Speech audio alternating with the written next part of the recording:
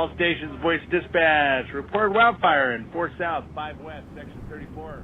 The soda fire happened to occur right in the backyard for the Northwest Watershed Research Center, and we were able to get on that fire rapidly, and we were able to deploy a nest of experiments that we think will help us better understand how these rangelands will respond to fire in the immediate, to 1 year post-fire and then over the next few years.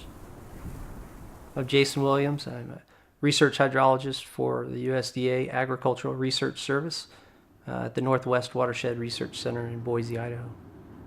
Primarily what I focus on is measuring runoff and erosion rates from rangeland ecosystems before and after fire and associated with plant community transitions and various land management treatments and conservation practices. The soda fire is an excellent opportunity for us to learn from these ecosystems and better be able to explain how they're going to respond to fire and then predict how they're going to change in the first 3 to 5 years and then over the long term.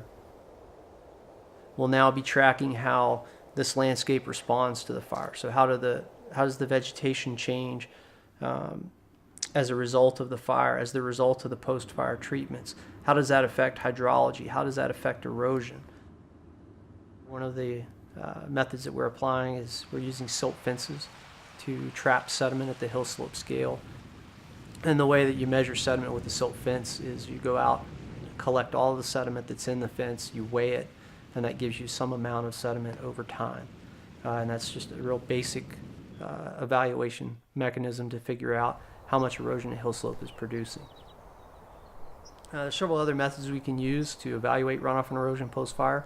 One is rainfall simulation, where we use a rainfall simulator to produce a design storm, so a storm of a specific intensity and time, and we measure the runoff and erosion and at a plot outlet, and then we can collect runoff and erosion in bottles and take it back to the laboratory and process it through the lab to get runoff and erosion rates for a particular storm. So we would know the intensity of the storm that caused a certain amount of runoff and erosion.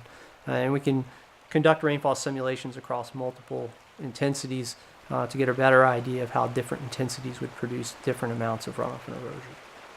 Other mechanisms to track runoff and erosion responses would be through our WEIR network. Those would capture runoff rates at the watershed scale. And those are doing that in a time series format. There's constant data collection associated with the data logger there, and the scientists can take the data from the data logger and reconstruct a time series of runoff and erosion. So we can evaluate not only what we would have predicted on the soda fire, what that fire impact would have been based on pre-fire conditions. We can then also look at what the post-fire changes are. We can monitor those over time, and those will better those will help us to better predict how these kinds of rangelands will respond to fires in the future. In other places that haven't burned, or if this were to reburn, we might have a better idea of how this system would respond. All of this is in the vein of building predictive tools and improving our ability to predict the landscape responses to large fires like the soda fire.